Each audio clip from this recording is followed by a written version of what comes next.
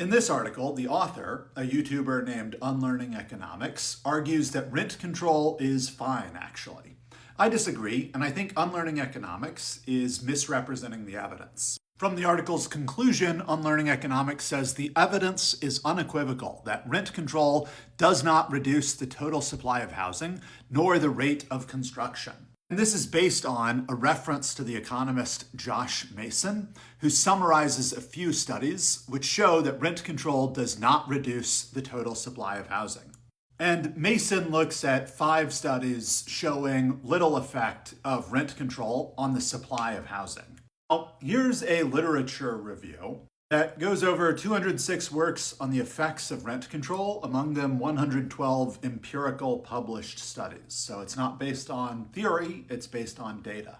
And the literature review gives us this figure, which is showing how many of the studies that they reviewed show a negative, no, or positive effect on this variable. So controlled rents is the rent of rent-controlled apartments. Almost every study shows the rent of rent-controlled apartments decreased. Mobility, how easy is it to move from place to place in the rent-controlled area? Almost every study shows it gets harder. Home ownership, the results are somewhat mixed, but the balance is an increase in home ownership.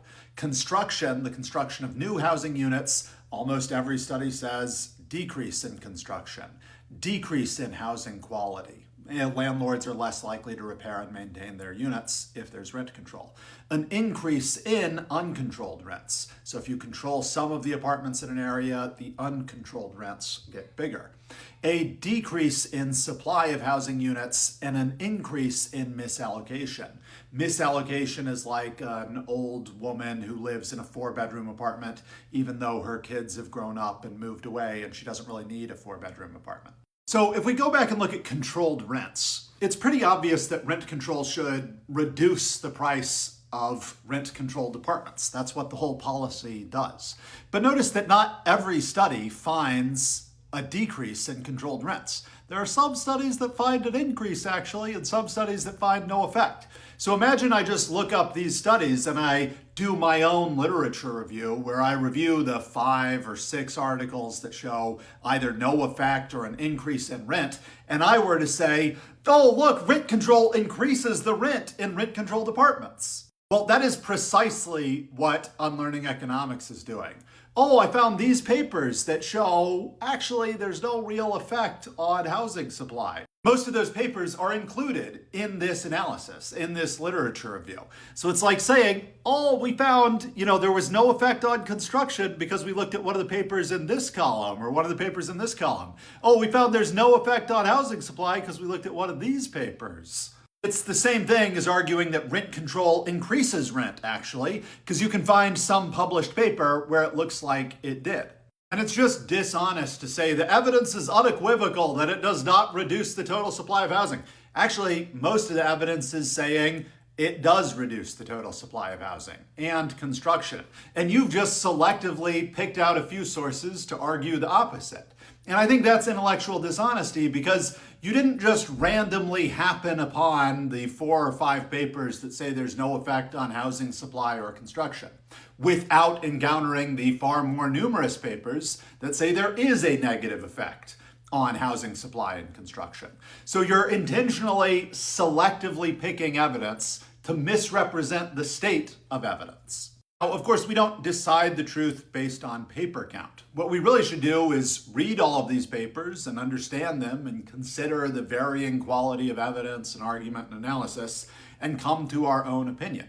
But that would take a lot of time and effort, and we'd need a lot of education. So if we were well educated and we spent our time thinking about economics, we would be an economist. So maybe we should just ask some economists about rent control. Unlearning Economics tells us about a poll from 2012 where economists were asked whether rent control policies in cities like New York and San Francisco have had a positive impact on the amount and quality of broadly affordable rental housing. 81% of respondents disagreed or strongly disagreed. Unlearning Economics tells us that this is Econ 101 thinking. It's tidy, stylized models of the free market. You're only looking at the basics, and that's why you think rent control is bad. But if anybody knows economics beyond Econ 101, Wouldn't it be the economists in that poll? These are professors of economics from some of the best universities in the country. Excuse me, professor, this YouTuber in my favorite socialist magazine says you need to take a class beyond Econ 101. They teach Econ 101, okay? I think they have studied beyond it. Unlearning Economics shows some models and figures from an Econ 101 class. And he says, Econ 101 predicts rent control would reduce the supply. And then Unlearning Economics gives their argument against this. But what they don't do is look at the actual economics papers that form the basis of the evidence, presumably, for the opinion of the economists surveyed and show what's wrong with the actual evidence or what's wrong with the actual papers. In other words, what Unlearning Economics does is exactly what he accuses other people of doing. That is, he's only engaging with Econ 101 thinking and not the actual evidence. Unlearning Economics writes, the crude Econ 101 mindset leads people to believe that they have answers to complicated questions about rent control. When you review the actual economics research, it doesn't seem like it's Econ 101 thinking. Actually, they're doing hundreds of studies about real-world data in many different cities and countries and continents.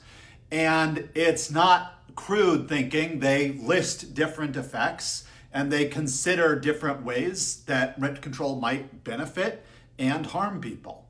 And I think the thinking is something like it benefits in the short term people who have a rent control department. They pay less in rent. But in the long term, there's going to be less housing supply, less new housing units built, less housing units available in our city of lower quality, and they'll be more likely to be misallocated. So that's kind of like a long-term harm to the housing capacity of a city. And if your goal is lower rents, I think that's a good goal. I think that should be your goal. There are other ways to accomplish it. For example, you could just build a lot more housing units. Then you'd lower rent and you would increase housing capacity. So I don't believe this. I think rent control is not fine, actually, for reasons I hope I've explained here. Thanks for your time.